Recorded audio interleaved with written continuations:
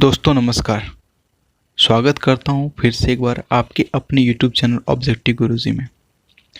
यहां पे हम लोग जितने भी टैट एग्ज़ाम से संबंधित और शिक्षक भर्ती परीक्षा से संबंधित जितने भी विषय होते हैं उनका अध्ययन हम लोग यहां पे करते हैं।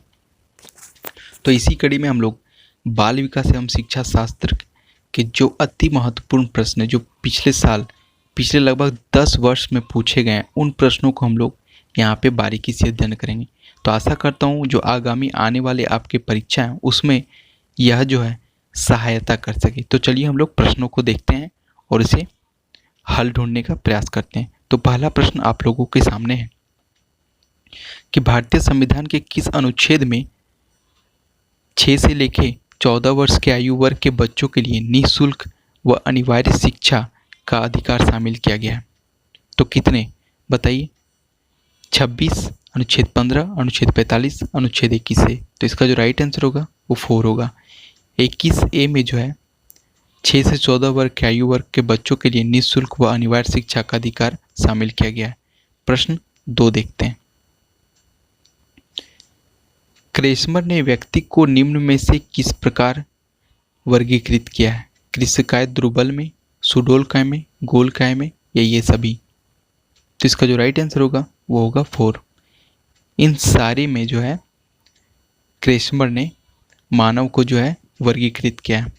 तो हम लोग देख लेते हैं। पहला जो उसने वर्गीकृत किया था उसे कहा जाता है अस्थिक या लेप्टोसोमिक, जो पतली छोटे कमज़ोर होते हैं, और दूसरा होता है एथलेटिक।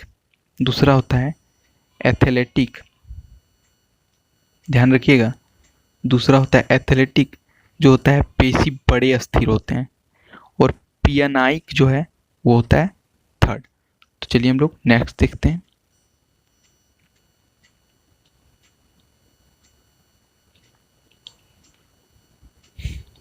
टीईटी का उद्देश्य निम्न में से किसका मापन है? बताइए, टीईटी का उद्देश्य जो है निम्नलिखित में से किसका मापन करने का है? बौद्धिक क्षमता, अभिक्षमता, अभिवृत्ति और मूल्य। तो टीईटी का जो मापन है वो अभिक्षमता से रिलेटेड है। नेक्स्ट प्रश्न देखते हैं 4। संघनन का सिद्धांत निम्न में से किसकी व्याख्या करता है? अधिगम से, स्मृति से, अभिप्रेरणा से या सृजनात्मकता से? तो कौन सा इसका राइट आंसर हो जाएगा? संघनन का जो सिद्धांत है वो स्मृति की व्याख्या करता है। ध्यान रखिएगा, संघनन का सिद्धांत जो है मेमोरी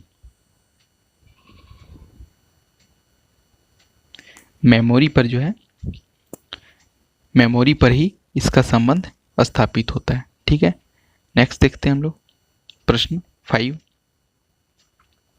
निम्न में से कौन सी शिक्षा मनोविज्ञान की सर्वाधिक व्यक्तिनिष्ठ विधि है? बताइए, अंतर्दर्शन, बहिर्दर्शन, अवलोकन या प्रयोगीकरण? मनोविज्ञान की सर्वाधिक व्यक्तिनिष्ठ विधि से क्या मतलब होता है? तो शिक्षा मनोविज्ञान की जो सर्वाधिक व्यक्तिनिष्ठ, आत्मनिष्ठ जिसको बोला जाता है विधि, अंतर्दर्शन विधि है। ध्यान रखिएगा, यह एक अंतर्दर्शन विधि है। ठीक है, इस विधि में क्या होता है कि मानसिक क्रियाएं जो हमारी होती हैं वो जो है आत्मनिरीक्षण करते हैं। हम लोग अंतर्दर्शन का उपयोग करते हैं।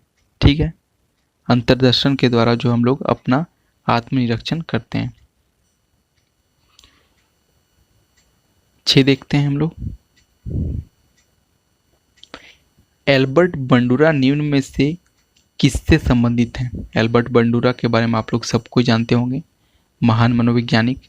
सामाजिक अधिगम सिद्धांत से, व्यवहारवादी सिद्धांत से, संज्ञानात्मक विकास के सिद्धांत से या मनोलैंगिक विकास सिद्धांत से? तो बंडूरा के बारे में आपको बिल्कुल ज्ञान होगा।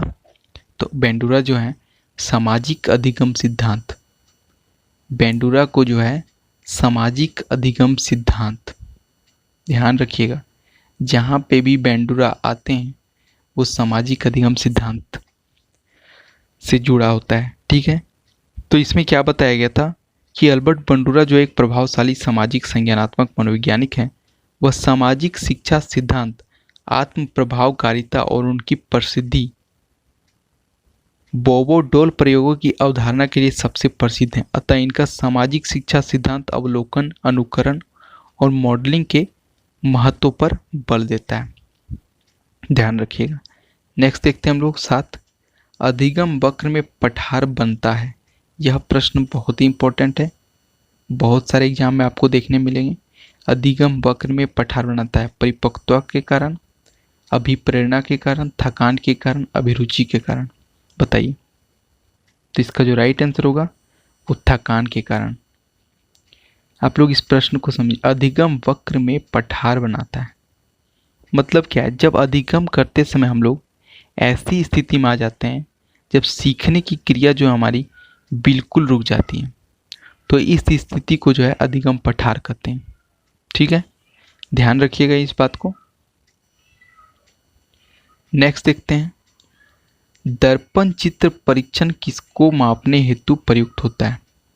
दर्पण चित्र परीक्षण किसको मापने हेतु प्रयुक्त होता है? अधिगम की गति, अधिगम अंतरण, सृजनात्मकता, अभिरुचि। तो इसका जो राइट आंसर होगा वो हो जाएगा अधिगम अंतरण। ध्यान रखिएगा, दर्पण चित्र परीक्षण जो है एक मनोवैज्ञानिक तकनीक है जिसका प्रयोग अधिगम की प्रक्रिया को जो है अंतरण को मापने में किया जाता है। ठीक है, नेक्स्ट देखते हैं, क्लाउड पिक्चर टेस्ट निम्न में से किसके मापन में प्रयुक्त होता है? क्लाउड पिक्चर टेस्ट निम्न में से किसको मापने में प्रयोग किया जाता है? बुद्धि मापने में, व्यक्तित्व मापने में, अभिक्षमता या अभिरुचि? बताइए, तो क्लाउड पिक्चर टेस्ट क्या होता है? व्यक्तित्व के मापन में प्रयोग किया जाता है। ध्यान रखिएगा, इसका 2 राइट आंसर हो जाएगा। व्यक्तित्व को मापने में जो है क्लाउड पिक्चर टेस्ट का उपयोग किया जाता है। ध्यान रखिएगा, इसमें क्या होता है? इसमें तनाव प्रदर्शन परीक्षण, कार्यात्मक परीक्षण आदि के मापन के जो है आधार पर व्यक्तित्व का पूरा जो व्यक्तित्व हमारा उसका परीक्षण किया जाता है। ध्यान रखिएगा, इसमें मानव का जो तनाव है, मनुष्य का तनाव, उसका प्रदर्शन कैसा रहता है कार्यों में, प्रदर्शन कैसा है, और परीक्षण करके जो है इसका व्यक्तित्व मापन किया जाता है। प्रश्न संख्या 10 देखते हैं हम लोग, निम्न में कौन सा शेष से भिन्न है? निम्न में से कौन सा शेष से भिन्न है? TAT हम लोग देखें अभी, 16 PF, रेवन का परीक्षण, ड्रॉ ए मैन परीक्षण। बताइए, इसमें से कौन सा भिन्न है? तो इसमें जो है रेवन का परीक्षण भिन्न है। तो रेवन का परीक्षण क्या है? तो इसमें क्या होता है कि जो है शिक्षण में भर्बल और नॉन भर्बल जो अधिगम होता है उसको मापने के लिए किया जाता है, जबकि अन्य तीनों का संबंध मनोवैज्ञानिक परीक्षण से है। ध्यान रखिएगा, TET जो होता है उसमें मनोवैज्ञानिक परीक्षण होता है। 16 PF के द्वारा भी हम जो है मनुष्य के मनोविज्ञान का जो है हम लोग प्रयोग करके परीक्षण करते हैं। ड्रॉ ए मैन में भी हम लोग लेकिन रेवन ए परीक्षण होता है जिसमें भर्बल और नॉन भर्बल जो है अधिगम को मापने में, जो भर्बल और नॉन भर्बल सीखने का जो होता है उसके मापन में प्रयोग किया जाता है। तो आगे के प्रश्नों को हम लोग नेक्स्ट वीडियो में देखेंगे। तो अभी तक हम लोग इतना ही देखते हैं, और आप लोग यदि नए हैं तो चैनल को सब्सक्राइब कीजिए, लाइक कीजिए और हमारे साथ बने रहिए। और मैं इसी तरह आप लोगों के सामने बेहतरीन प्रश्नों को लेकर आऊँगा। पिछले जितने भी वर्ष में एग्जाम हुए उन प्रश्नों को हम लोग देखेंगे। तो चलिए हम लोग नेक्स्ट वीडियो में देखते हैं। धन्यवाद आपका।